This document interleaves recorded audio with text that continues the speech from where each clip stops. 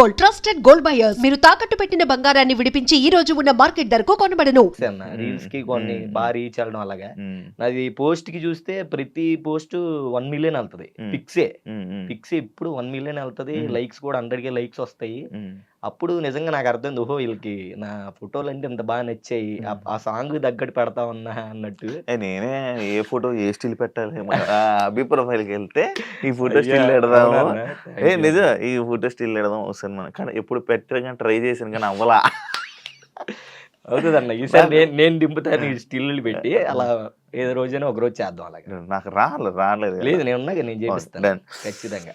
అభి like Michael Jackson అంటే ఇష్టం, మరి డాన్స్ ఎక్కడ నేర్చుకున్నావు, ఎవరు నేర్పించారు నీకు, ఎలా వచ్చావు ఇలా ఎక్కడ? ఎలా అంటే ఇంకా చిన్నప్పటికి వెళ్ళాలి స్టోరీ.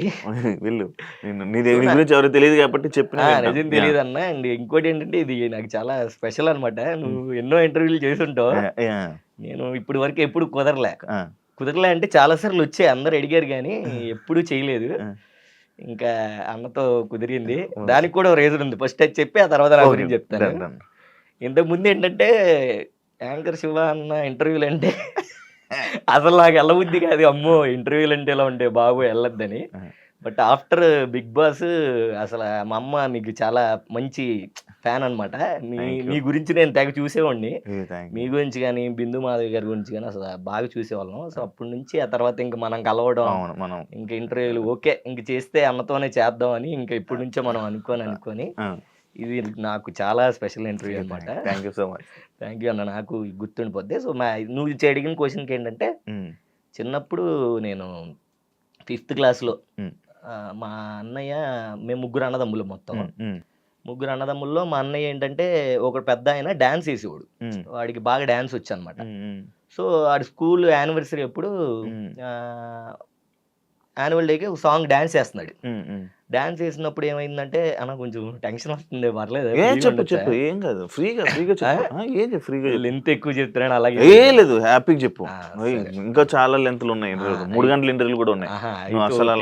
లెంత్ లేదు చిచ్చి నువ్వు చెప్పు, నేను హ్యాపీగా వింటా. ఓకే, నీ స్టోరీ కాబట్టి ఫస్ట్ టైం కాబట్టి చెప్పు. సో అట్లాగా అన్నయ్యకి యాన్యువల్ డే జరుగుతున్నప్పుడు అన్నయ్య డాన్స్ పర్ఫామ్ చేస్తున్నప్పుడు అప్పుడు వాడు అసలు జనాలందరూ ఫుల్ ఈలలో విజిల్స్ కొడితే కొట్టాలి సాంగ్ వేసాడు అనమాట. జనాలందరూ ఫుల్గా ఈలలో విజిల్స్. మా నాన్న అయితే వాడికి పక్కకి పిలిచి అప్పుడు 90 రూపీస్ ఇచ్చాడు వాడికి, ఆ డాన్స్ నచ్చి. అప్పట్లో 10 రూపాయలు ఇవ్వడమే అసలు ఎక్కువ. అలాంటిది అడిగి 90 రూపీస్ ఇచ్చాడంటే, అమ్మా వీడికి ఇలా ఇచ్చాడనంటే ఓకే మనం డాన్స్ వేయాలి, డాన్స్ నేర్చుకోవాలి అని చెప్పేసి అప్పుడు స్కూల్లో లంచ్ టైంలో వాటిల్లో గ్యాప్ ఉన్నప్పుడు ప్రాక్టీస్ చేస్తూ ఉండేవాడు అనమాట. చిన్న చిన్న ఫ్లిప్పులు ఆ టీవీలు చూసి, మా సిటీ ఛానల్లో సాంగ్లు వస్తూనే ఉండే, మైలోజ్ గాన్ అని, మన చిరంజీవి గారి సాంగ్, శంకరదాద సాంగ్లు ఎన్ని వస్తుండే, ఎన్ని చేస్తూ ఉండేవాడిని. సో అట్లా డాన్స్ నేర్చుకున్నప్పుడు మేము ఉన్న చోట వాంబే కాలనీ అని ఒక ఏరియా ఉండేది. ఆ వాంబే కాలనీ ఏరియాలో పలానా డాన్స్ మాస్టర్ అని చెప్పేసి ఒకళ్ళు ఉన్నారు, వాళ్ళ దగ్గర వాళ్ళు డాన్స్ నేర్పిస్తారంట, అది ఇది అని చెప్పేసి చెప్పారు ఒకడు ఫ్రెండ్. విజయవాడలోనే అలా జరిగింది. సో మేమందరం ఒక గ్రూప్, ఒక 5గురు అన్న ఫ్రెండ్స్ చిన్నప్పటి నుంచి. నా ఫ్రెండ్స్ ఎవరంటే చిన్ని, కరుణ్, రాజేంద్ర, లక్ష్మణ్, నేను. ఇప్పటికీ మేము 5గురు అలాగే ఉన్నాం. సో మేము 5గురు డాన్స్ నేర్చుకున్నాం. నేను వేస్తే వీడు అలా మేము 5గురు స్కూల్లో అయితే డాన్స్ స్టార్ట్ చేస్తాం. చెయ్యంగానే అరే ఇలా కాదు, అట్లా కాంపిటీషన్ స్టార్ట్ అవుతుంది, అక్కడికి వెళ్ళి డాన్స్ చేద్దాం అని చెప్పేసి అందరూ అనుకున్నప్పుడు అప్పుడు మన చిట్టి మాస్టర్ దగ్గరికి వెళ్ళంగానే వేయండి డాన్స్ అన్నాడు. వేసాం అందరం. వేసిన తర్వాత ఓకే బాగుంది, అంతా చేయండి, మంచిగా డాన్స్ చేయండి అన్నాడు. ఇంకా డాన్స్ నేర్చుకున్నాము. ఇంకా మాకేంటంటే చిట్టన్న ఆ బావిలోకి వెళ్ళి దూకేండ్రా అన్నా కూడా దూకేస్తాం, అంత పిచ్చి. అంటే మా ఫస్ట్ గురువు ఆయనే, అంత పిచ్చి. అలాంటి ఒక డాన్సరు ఆయన ఒక డాన్స్ నేర్పిస్తున్నాడు మాకు అని అప్పుడే మాకు ఇలా ఉంటుందా, మా మాస్టర్ మించిన దూపు డాన్సర్ ఎవ్వరు లేరు అని మాకు విజయవాడలో ఇంకా మేము ఫిక్స్ అయిపోయాం అనమాట. ఇప్పుడు ఉన్నారు ఇంకా చాలా మంది. అంటే అలా లేదు, అదే చెప్తా.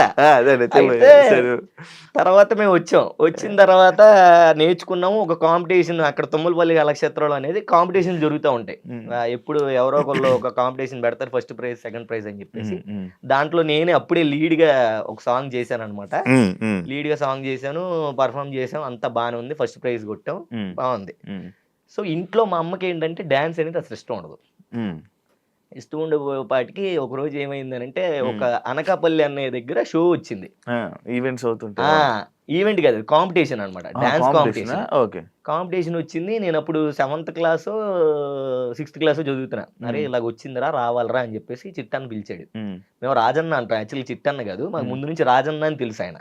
రాజన్న, ఆయన పేరు చిట్టి రాజు, మేము రాజన్న రాజన్న అని పిలుస్తాం. ఓకే. సో డీకి వచ్చిన తర్వాత చిట్టి అన్న అయింది అది.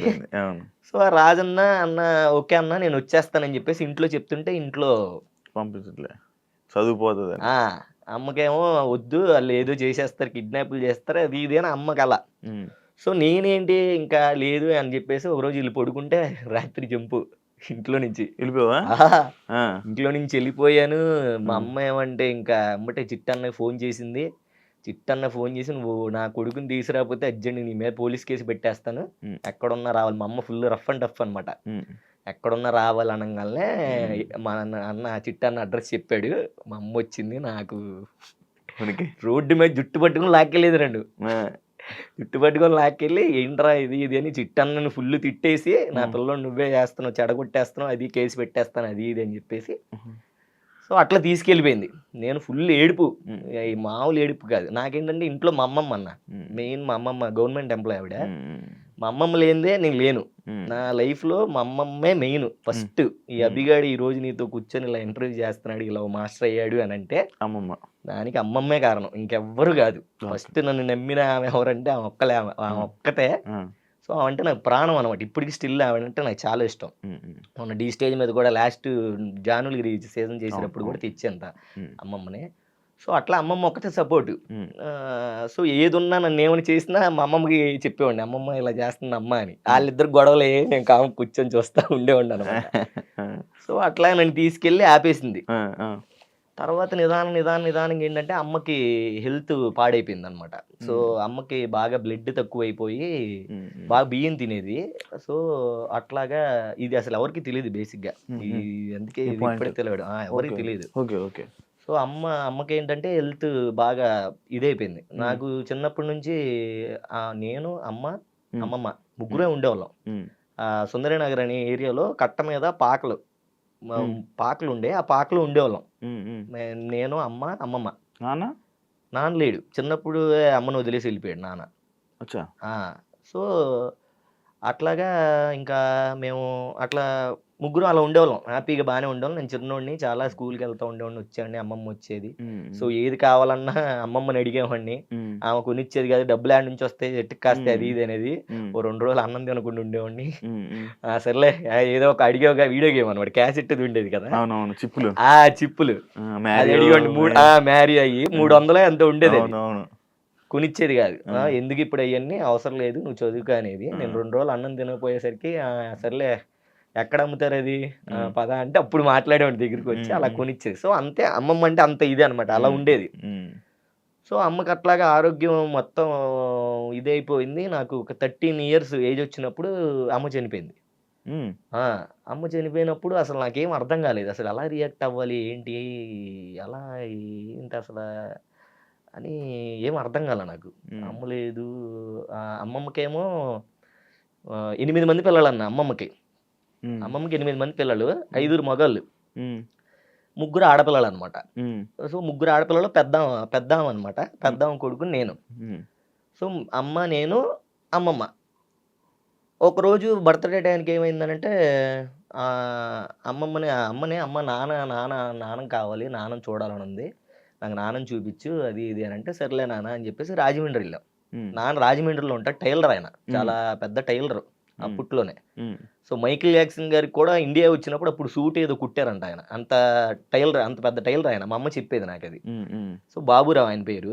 సో వెళ్దాం అమ్మ, నా బర్త్డేకి నువ్వు తీసుకెళ్లాల్సిందే అది ఇది అని చెప్తే సర్లే అని తీసుకెళ్లారు.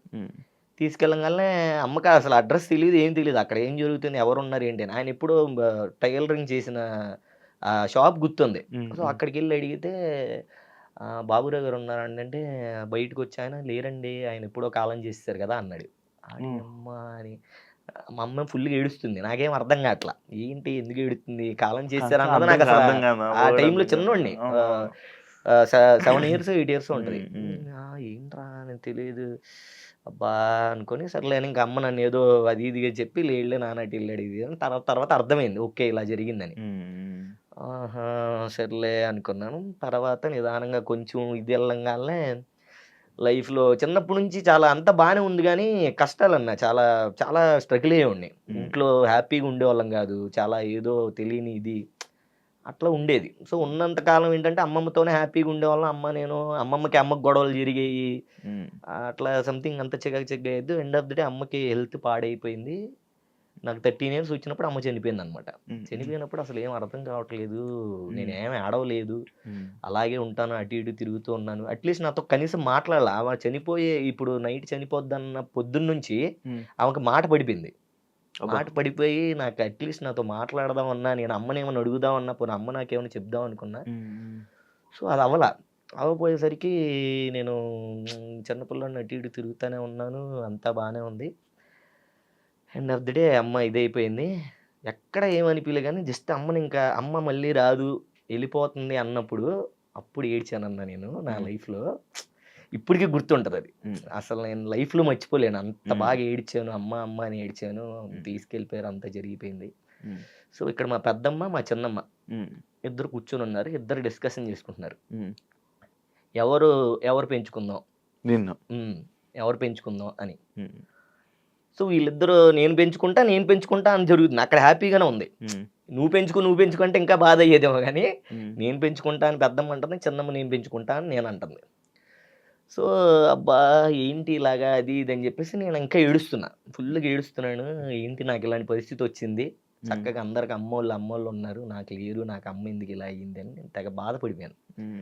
సో, మా చిన్నమ్మ నా దగ్గరికి వచ్చింది. మా చిన్నమ్మ వచ్చి, నాన్న ఏడవమాకు, నీకు నేనున్నాను కదా, ఏం ఏడవమాకంటే, నువ్వున్నావు చిన్నమ్మ, అమ్మ లేదు కదా అన్న. నువ్వేమి బాధపడకు, నేనే మీ అమ్మని అనింది.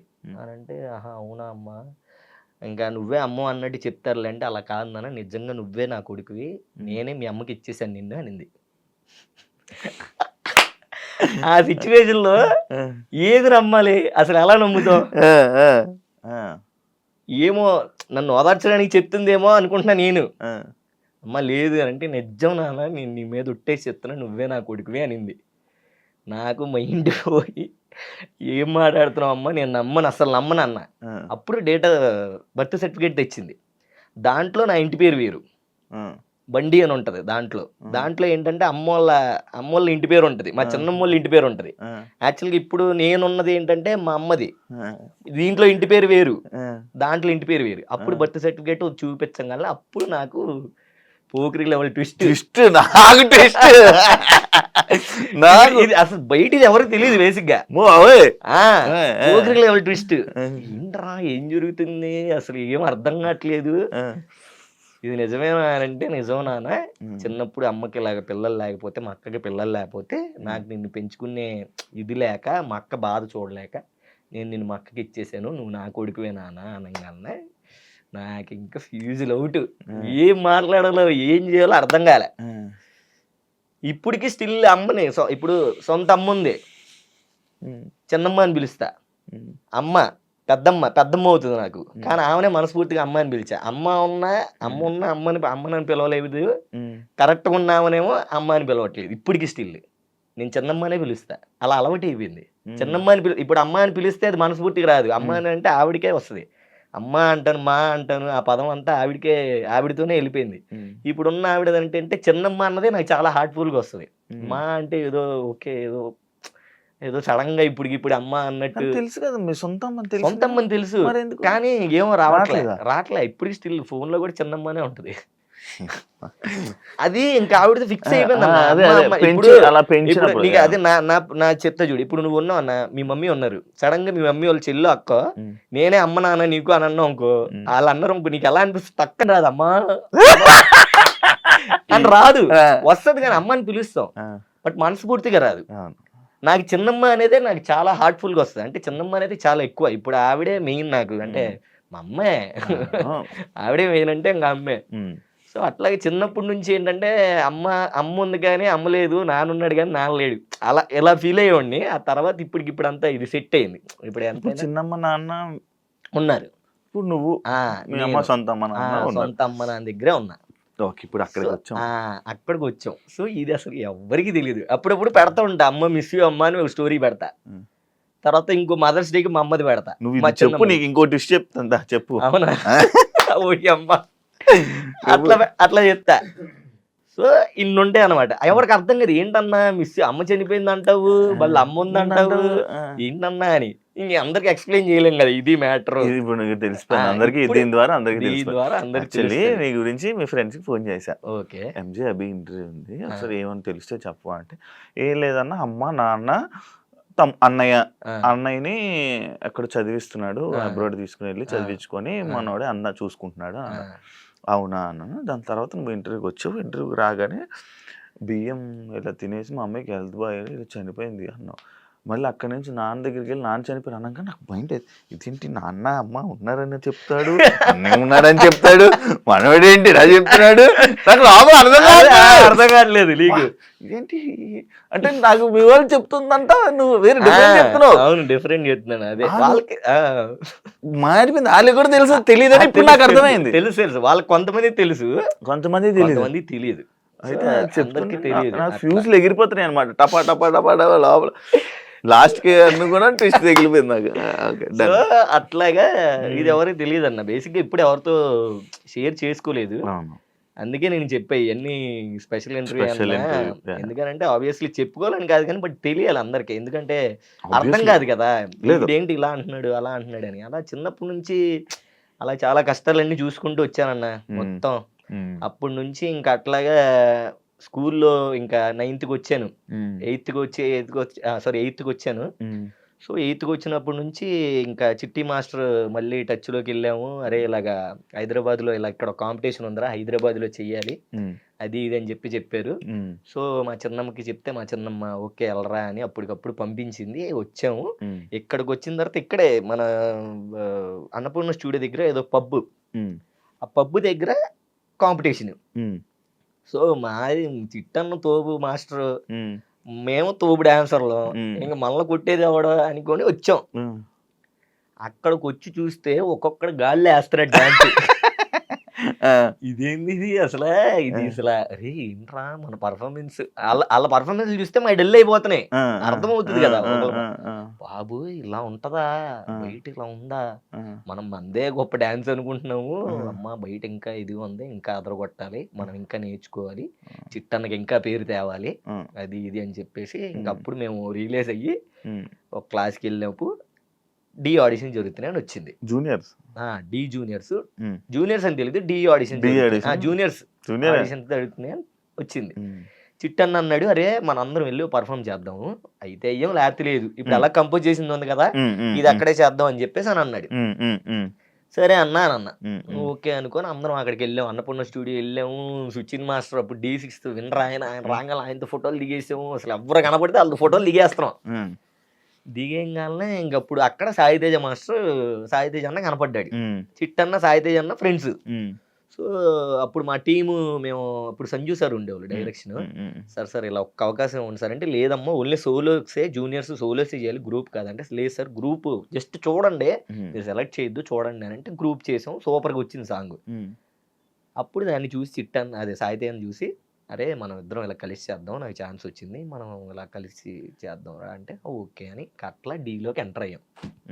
చరణ్ తేజ్ అని చెప్పేసి బొడ్డోడు ఉండేవాడు, వాడికి మేము సైడ్ డాన్సర్ చివరి ఎక్కడో వేసేవాళ్ళం. కానీ ఆ డి జూనియర్స్ డేస్ బాబు అన్న మేము కష్టపడినట్టు నిజంగా. మా బ్యాచ్ ప్రతి సీజన్ చేసావంట కదా? ప్రతి సీజన్ అన్న, 10 వరకు చేసావు.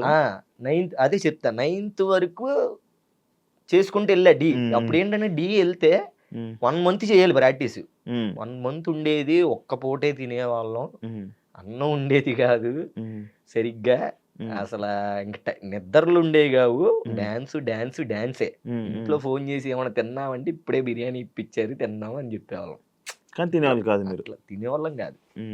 సో నాకేంటంటే మా మామ ఎప్పుడు, నేను సోకు ఎక్కువ మనకి బట్టలు ఇట్లా చిన్నప్పటి నుంచే. సో 1000 రూపాయలు ఇచ్చేది, అప్పుడు వచ్చేటప్పుడల్లా 1000 రూపాయలు ఇచ్చేది. సర్లే ఆ 1000 రూపాయలు దాచుకునేవాడిని. ఇంకా ఇక్కడేమో ఆకలి సిచ్యువేషన్ ఎక్కువయ్యేది. 1000 లోపల నుంచి ఒక 100 తీసేవాళ్ళం. ఈళ్ళందరూ మా ఐదుగురిని తినేవాళ్ళం. మళ్ళీ అరెరెరే! ఇంకో 100 తీరా తిందాం అంటే మళ్ళీ అలా అలా ఎళ్ళే టైంకి ఒక 500 ఉంచుకునేవాడిని. 500 ఉంచుకునే టైంకి వీళ్ళు ట్రావెలింగ్ గూడా ఇచ్చేవాళ్ళు గాదు సరిగ్గా. తినడానికి ఉండేది కాదు ఎళ్ళేటప్పుడు. అరే! ఇలా లేవురా అంటే మళ్ళీ 500 తీసి మా వాళ్ళకి పెట్టి మళ్ళీ ఆ ఛార్జీలకి అన్నీ సెట్ చేసుకొని బట్టలే ఏమిలే అట్లాగా చిన్నప్పటి నుంచే ఆ ఇదుంది. సో, అట్లా ఉండేవాళ్ళం. సో, అట్లాగే జర్నీ చేస్తూ ఒక 10 మంది వచ్చాం విజయవాడ నుంచి. 10 మంది కాస్త ఏడుగురయ్యారు. ఏడుగురు కాస్త 5, 5 కాస్త 3, 3 కాస్త 2, 2 కాస్త ఒక్కడు. అదే ఒక్కడిని నేను. స్టేబుల్‌గా అలా నిలబడి నిలబడి ఇప్పుడు నీ పేరు తెచ్చుకున్నా. సో, స్కూల్‌లో ఏమైందనంటే 10థ్‌కొచ్చాం. 10థ్‌కొచ్చిన అప్పుడే ఎంటర్ అయ్యానన్న 10థ్‌కి. మా master principal sir Mohan sir అని ఉండేవాళ్ళు. ఆయనేమో ఇలాగ డాన్సులు గీన్సులు అంటే అవ్వదు. నువ్వు అయితే అటేనుండు లేకపోతే ఇటేనుండు. నీ వల్ల మా స్కూల్‌కి బ్యాడ్ నేమ్ అవుతుంది. నీకు అసలు హాజరు లేదు. అది ఇది అని చెప్పేసానంటే నేను అదే అటెండెన్స్ లేదు. అది ఇది అనంటే లేదు లేదు అవసరం లేదు. నా స్కూల్ ఏం అవసరం లేదు. నేను మానేస్తానులే. అది ఇది అని ఆయనకి చెప్పేసి వచ్చా. ఇంక ఇంటి దగ్గర కూడా అలాగే జరిగింది. ఇంట్లో మా చిన్నమ్మ అప్పుడు అమ్మ చిన్నమ్మ అది ఇది స్కూల్ డ్రెస్ కావాలి నాకు. స్కూల్ డ్రెస్ ప్యాంట్లు కొనిచ్చండి. నిక్కర్లు వేసుకుని వెళ్ళేవాడిని. ప్యాంటు కొనిచ్చండి అప్పుడు నేను వెళ్తాను. మళ్ళీ 10th క్లాస్ అన్నారు. బుక్స్ ఎంత అయ్యిద్ది అది ఇది అని అంటే స్కూల్ డ్రెస్ అవన్నీ ఎందుకు డీకి వెళ్తానన్నావు కదా. మళ్ళీ ఇంకా స్కూల్ డ్రెస్ కొని ఎందుకు నువ్వు స్కూల్కి వెళ్ళావులే డీకి వెళ్తానన్నావు వెళ్ళని అమ్మ చిన్నగా ఇచ్చింది హింట్ చిన్నమ్మ. అబ్బా సాలరా బాబు ఇంక అనుకోని అప్పటి నుంచి ఇంక డీలోనే ఉన్నానన్న. డీ ఇంకా డీలోనే ఉండి చిట్టి మాస్టర్కి ఛాన్స్ వచ్చింది. సాయితేజ్ అన్న దగ్గర నుంచి మేము చిట్టన్నతోనే వచ్చాం కాబట్టి చిట్టన్న దగ్గరికి వెళ్ళిపోయాం. చిట్టన్న దగ్గరికి వెళ్ళిపోయిన తర్వాత ఇంకా అక్కడ నుంచి చిట్టన్నని ఇది చేయాలి లేపాలి మా చిట్టన్నని మాస్టర్ చేయాలని ఇంకా అప్పుడు నేనేంటంటే డి జూనియర్స్ 2 నుంచే కొరియోగ్రఫీ స్టార్ట్ చేస్తా. కొరియోగ్రఫీ చేయడం నిదానంగా కొంచెం కొరియోగ్రఫీ చేయడం అలాగా ఎడిటింగ్ సాంగ్స్ ఎడిటింగ్ నేర్చుకోవడం అలాగా అది ఇది అని నేను ఇంకా మొత్తం అంతా స్టార్ట్ చేశాను. సో చిట్టన్న నేను మధ్యలో మన చైతన్య అన్న ముగ్గురం కలిసి ఆడిషన్ వచ్చినప్పుడు నితిన్ అన్న భరత్ అన్న అప్పుడు డైరెక్టర్స్. సో ఇంకా ఆడిషన్ ఇచ్చాము. డి జోడి 9 అనమాట. ఇది ఇంకొక ట్విస్ట్. ఇది ఇక్కడ ఇంకో ట్విస్ట్ ఉంటుంది. నేను విన్న ట్విస్ట్ కాదా అనేది నాకు తెలియాలి. విన్న ట్విస్ట్ కాదు మరి నువ్వు చెప్తున్నారు చెప్పండి. నీకు ఛాన్స్ ఇవ్వట్లా మొత్తం నేనే మాట్లాడాలి. నాకు హ్యాపీ ఇలా ఇంకా హ్యాపీ. అదేలే అయితే అంటే అలా ఉంది మరి. అవును కలిసిపోతుంది అది అలాగా. డి జోడి ఆడిషన్ స్టార్ట్ చేసాం. 3 సాంగులు చేయమన్నారు. ప్రాపర్టీతో ఒక సాంగ్ చేయమన్నారు. మాస్ సాంగ్ ఒకటి ఇంకోటి ఏమన్నా హిప్ హాప్ టైప్లో ఏమైనా సాంగ్ చేయమన్నారు. సో అన్ని ఒక సాంగ్ చైతన్య చేశాడు. ఒక సాంగ్ చిట్టాన్ని చేశాడు. 2 సాంగులు చిట్టాన్ని చేశాడు. ఇంకోటి నేను హిప్ హాప్ సాంగ్ అన్న దాంట్లో నేనే లీడ్గా చేశా. సో లీడ్గా చేశాను. మా ఫ్రెండ్స్ అందరూ ఉన్నారు. నా సాంగ్ చూసి ఇంక అన్నాళ్ళు ఫుల్ ఇదైపోయి అరే సూపర్ రా సెలెక్ట్ అయిపోయి చిట్టి నీకు వచ్చిందిరా అన్నారు. మా ఊళ్ళో పెద్ద హ్యాపీ. నాకేంటంటే కంటెస్టెంట్ అవ్వాలని చిన్నప్పటి నుంచి కోరిక. డీజే 2 కాడి నుంచి నేను కంటెస్టెంట్ అవుతాను. రాజుగాడి మీద కానీ సోమేష్ గడి మీద కానీ వాళ్ళ మీద నేనే సీనియర్. డాన్స్ కూడా నేనే బాగా చేసేవాడిని. అవును. సో అట్లాగా ఇంకా సెలెక్ట్ అయ్యాము. ఓకే చిట్టన సెలెక్ట్ అయ్యాడు. నేనే లీడ్ వేసాను. నేను కూడా సెలెక్ట్ అయిపోయాను. ఇంకా అమ్మ రే ఇంకా కంటెస్టెంట్ అయిపోయావని మా ఫ్రెండ్స్ అందరూ ఇంక ఎత్తేసారు నన్ను.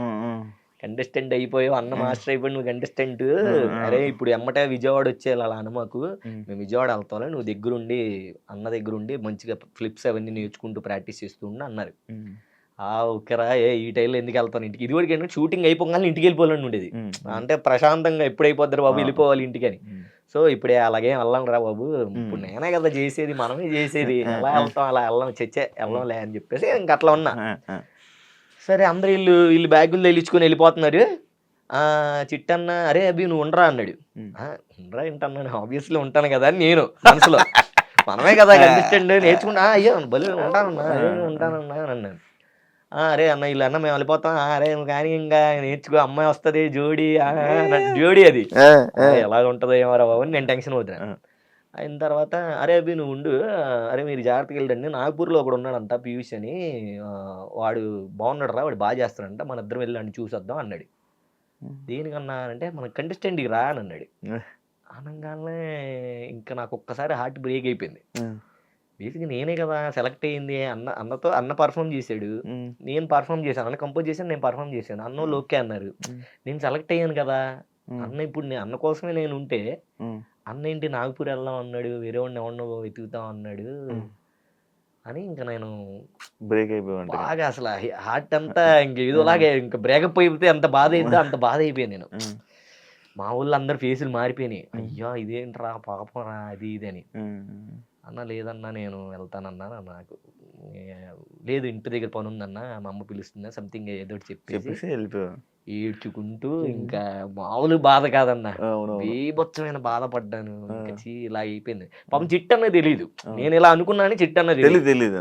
విన్నాను నేను విన్నదే. అవునా, చిట్టన్న తెలియదు. సో దాని తర్వాత ఎవరెవరో ద్వారా తెలిసింది. అప్పుడు అన్నప్పుడు రే నువ్వు కంటెస్టెంట్ ఏంట్రా, నువ్వు కొరియోగ్రాఫర్ రా, నువ్వు కొరియోగ్రఫీ మెటీరియల్ ఆ టైప్ లో ఆలోచించారు, నువ్వు కంటెస్టెంట్ అంటే ఒక సీజన్ చేసి వెళ్ళిపోతావు, కొరియోగ్రాఫర్ అయితే అదే సీజన్ కంటిన్యూ అవుతూ ఉంటారా, నువ్వు కొరియోగ్రఫీ చేయి అన్నాడు. అక్కడ పట్టుకున్నా ఇంకా ఓకే ఇంక కంటెస్టెంట్ ఇవన్నీ పక్కన పెట్టు, కొరియోగ్రాఫర్ అవ్వాలి అవ్వాలి అవ్వాలి అని గట్టి ఫిక్స్ అయిపోయానన్న. అయ్యింది, బాగానే ఉంది. ఇంకా అక్కడ నుంచి ఇంకా ఆగలే. డీ జోడి గ్రాండ్ ఫినాలి వరకు వెళ్ళాం. ఫస్ట్ టైం చిట్టన్నకు వచ్చినప్పుడు డీ జోడి గ్రాండ్ ఫినాలి వరకు వెళ్ళాం. అక్కడే ఎలిమినేట్ అయిపోయాం, యశ్వంత్ మాస్టర్తో పోయి ఎలిమినేట్ అయిపోయాం.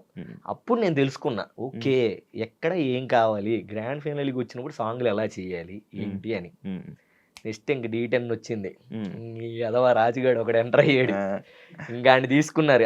అన్న అన్నాడు, అరే రాజుగాడి దగ్గరికి వెళ్తున్నాను రా, మరి ఆయన ఏంటంటే బాగుంటుంది అన్న, ఆడు చేస్తాడు చూసి చేసుకున్నాను. ఇంకా అక్కడ నుంచి ఇంకా రాజుగాడిది ఆగలేదన్నమాట. ఇంకా వాడికి డెడికేషన్ కానీ ఇప్పటికీ నేను రాజుగాడికి ఫ్యాన్ అని చెప్తానన్న. ఎందుకనంటే వాడు బయట ఎలా అయినా ఉన్నాయి ఏదన్నా చేయని, రాజుగాడికి ఉన్నంత డెడికేషన్ D10లో నాకు తెలిసి నేను ఎవరి దగ్గర చూడలే.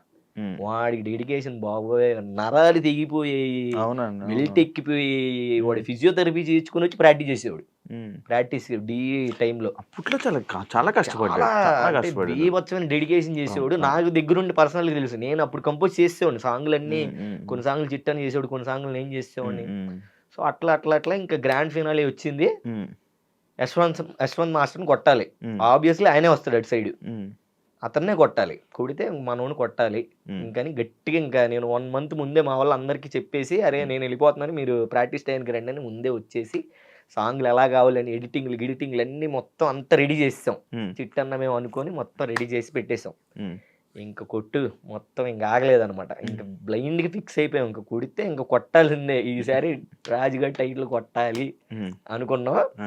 అంతే ఇంకా ఆ మూమెంట్లో ఎన్టీఆర్ సార్ వచ్చారు, అలా చెయ్యెత్తారు. నేను ఇలా కింద ఇలా పడుకున్నాను, అసలు ఇంక ఏడ్ చేసి ఇలా ఉన్నాను. కట్ చేస్తే పైన ఉన్నా నేను, అందరు లేపేస్తున్నారు పైకి, నన్ను చిట్టానని సోమేష్ గారిని అందరిని. సో ఇంక అట్లాగా అసలు ఇంకా మామూలు విషయం కాదు. దాని తర్వాత ఏమైంది, అక్కడ కూడా మళ్ళీ ఇంకో సాడ్. అదంతా అయిపోయిన తర్వాత ఎన్టీఆర్ సార్ ఇంటర్వ్యూ ఉంది, పులి వేషాలు వేయాలి. ఎవరు లేరు, బాయ్స్ అందరు వెళ్ళిపోయారు పార్టీ చేసుకోవడానికి, అందరు బాయ్స్ అందరు వెళ్ళిపోయారు, నేను ఉండిపోయాను. నాతో పులి వేషం వేసేది ఇంట్లో ఇచ్చి ఫుల్గా. ఆ ఎంజాయ్ చేసేది కూడా లేదు ఆ రోజు. ఈ అమ్మ గెలిచాము రూమ్కి వెళ్ళి, అసలు అక్కడేమో మా వాళ్ళు మామ ఫుల్గా ఎంజాయ్ చేస్తున్నాం, చేతులన్నా మేము ఇక్కడ అదిరగొట్టేస్తున్నాం అంటున్నారు. ఏమో పులి గెటప్పు, పులి వేసుకొని మళ్ళీ సార్ కూడా లేరు, రీషూట్ అది. మేము ఉన్నదే ఓన్లీ మమ్మల్ని ఎలివేషన్ తీసుకోవడానికి. చిట్టన్న నన్ను అన్నా, నేను వద్దన్నా ప్లీజ్ అన్నా అంటే ఎవరు లేరు రయ్యి అన్నాడు. మళ్ళీ ఇంకా చూసుకో వేసి ఊపు మొత్తం పోయింది, గెలిచామన్న ఊపు మొత్తం పోయి 4 నీరసం వచ్చింది. ఇంటికి వెళ్ళేవాడి 4 అయ్యింది, పడుకొని లేచి ఆ పెయింట్ కూడా ఉంటుంది కాళ్ళకి అలాగే ఉండి ఇంకా ఇంటికి వెళ్ళేటప్పుడు చిట్టన్న లేడు. ఇంటికి వెళ్ళిపోవాలి, ఇల్లేమో పక్కన దుబ్బేస్తున్నారు, ఇంటికి వెళ్ళిపోవాలని డబ్బులు లేవు వెళ్ళడానికి. ఏంట్రా నాయన ఎలా ఎలా ఎలా ఎలా అని 300 ఉన్నాయి. ఆ 300 ఇస్తే ఆ 300 తీసుకుని పాపం చిట్టన్న గెలిచి మొత్తం అంతా ఊడిచేస్తాడు డబ్బులన్నీ. 300 తీసుకొని వెళ్ళి ఆకలేస్తుంది. వెళ్ళేటప్పుడు ఏంటంటే వీళ్ళు కరెక్ట్గా ఛార్జీలకి ఇచ్చేవాళ్ళు. వెళ్ళేటప్పుడు మరి భోజనం ఉండాలిగా, అక్కడికి వెళ్ళిన తర్వాత భోజనం ఉండాలిగా, ఛార్జీలకి ఇచ్చేవాళ్ళు. వెళ్తాం, ఆకలేస్తుంది, చెప్పులు లేవు, చెప్పులు ఎవడో తీసుకున్నాడు, అలా చెప్పులు పోయి అలాగే ఉడ్డిగాలతో నడుచుకొని వెళ్ళిపోయి ఉన్నాం. సో ఏంటి ఆకలేస్తుంది అంటే అప్పుడు తెలంగాణ 5 రూపాయలకే అన్నం భోజనం అందరు తింటున్నారు అక్కడ, అందరూ చాలా అంటే ఇంకా అలాగా ఎవరో ఒక ఆయన ఒక పిచ్చాయన ఉంటే ఆ పిచ్చాయన లైన్లో మేము కూడా నుంచొని కూర్చొని 5 రూపాయలు అన్నం పెట్టుకొని అక్కడే 5 రూపాయల అన్నం తిని బస్సు ఎక్కి నీ అమ్మ టైట్లు కొట్టాం, అట్లీస్ట్ బిర్యానీ కూడా తినట్లేదు మనం అని 5 రూపాయలు అన్నం తిని బస్సు ఎక్కి చెప్పులు లేకుండా అలాగే ఇంటికి వెళ్ళి అట్లాగా ఇంకా అలా అయిపోయింది. డీ జోడికి సోమేష్ గడు నేను ఫిక్స్ అయిపోయాం. సోమేష్ గడికి నేను మాస్టర్, సోమేష్ గడికి కంటెస్టెంట్ ఫిక్స్ అయిపోయాం. ఇంకా ఫిక్స్ చిట్టన్న కూడా చేస్తానరా, ఓకే డన్, అంతా బాగుంది, అదర కొట్టేద్దాం, నువ్వు ఏం టెన్షన్ పడకు, నువ్వు ఇంటి దగ్గర ఉండి మొత్తం నేను చూసుకుంటా ఇక్కడ అన్నాడు. ఓకే అన్న డన్, చూసుకుందాం అన్న. నేనేమో ఫోన్ చేస్తాను, అన్న నేను రావాలా, నేనేమైనా చెయ్యాలా చెప్పన్నా, వచ్చేమైనా కంపోజ్ చేయాలా, నీకేమైనా ఇదంటే అవసరం లేదు రాబీ అని అన్నాడు. కట్ చేస్తే సోమేష్ గడి సెలెక్ట్ అవ్వట్లేదురా అని అన్నాడు. అన్న అదేంటన్నా మరి సోమేష్ గడి సెలెక్ట్ అవ్వకపోతే ఎలా అన్నా, లేదురా నేను ఆయన సెలెక్ట్ చేపిస్తాను, నువ్వు కంగారు పడకని. సరే షూటింగ్ డేట్ దగ్గరికి వచ్చేస్తుంది, అన్న ఏం ఫోన్ చేయట్లేదు. సోమేష్ గడి సెలెక్ట్ అని ఫోన్ చేశాడు ఒకరోజు. సోమేష్ గడి ఫోన్ చేసి అభి సెలెక్ట్ అయ్యాను అవి అంటే, వీడు సెలెక్ట్ అయ్యాడంటే ఇంకా నేను కూడా సెలెక్ట్ అయినట్టు కొరియోగ్రాఫర్, కానీ నేను పిచ్చ పార్టీ ఎంజాయ్ చేస్తున్నాను అక్కడ. కట్ చేస్తే షూటింగ్ డేట్ రేపు అనగా ఈరోజు నా చిట్టాన్ని ఫోన్ చేసి, అరే అభి నువ్వు ఇంకా చిన్నపిల్లోడివే, అన్నోళ్ళు నిన్ను వద్దన్నారా, ఇవన్నీ నువ్వు హ్యాండిల్ చేయలేవు అని చెప్పారా అన్నోళ్ళు అని చెప్పేసి చిట్టన్న నాకు చెప్పాడు. అప్పుడు ఇంకా చిన్నోండి కదా, కుర్రతనంలో ఉండండి, ఇప్పుడు కుర్రోనిలే, బట్ అప్పుడు ఇంకా